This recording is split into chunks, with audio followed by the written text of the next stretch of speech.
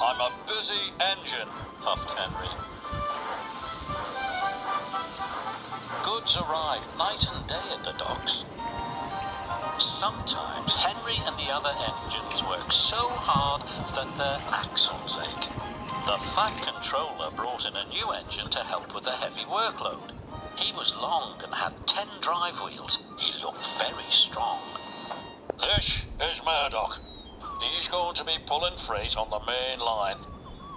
Ahoy, Murdoch! Shouted Salty. Welcome, Murdoch, called Harvey. You're the biggest engine I've ever seen, cried Thomas. You're a chatty lot, Murdoch said quietly.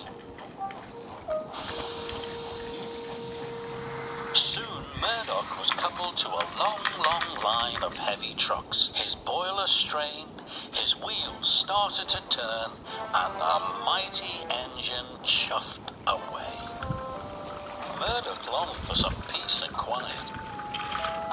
But everywhere he went, it was noisy and crowded. At the end of the day, Murdoch was looking forward to a good night's rest. But Salty and Harvey were full of questions. What's the longest train you've ever pulled? Have you worked Marseille?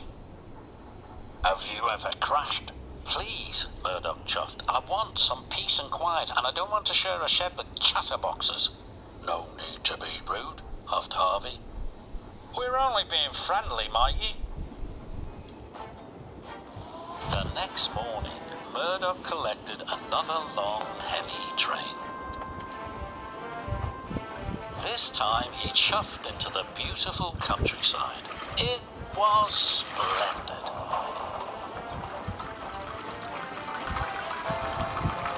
At last he had some peace and quiet.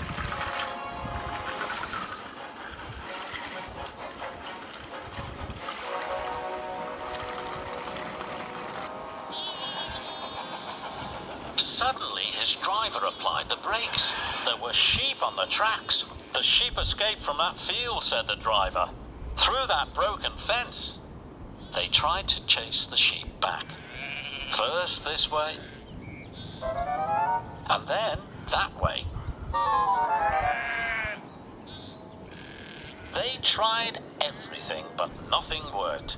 We'll never move these sheep by ourselves, complained the fireman. I'll go and phone for help, sighed the driver. Murdoch was very unhappy. The noisy sheep were spoiling his peace and quiet. The Fat Controller was enjoying afternoon tea when he got the call. Sheep? He exclaimed loudly. I'll send Toby with the farmer immediately. The sheep were becoming noisier and noisier. Please stop, groaned Murdoch. I'd rather be back with the chatterbox engines. Just then, Toby chuffed into view. Toby, exclaimed Murdoch, we're certainly glad to see you. Before long, the farmer and his dog went to work. And the sheep were soon safely back in their field. And Murdoch was on his way again.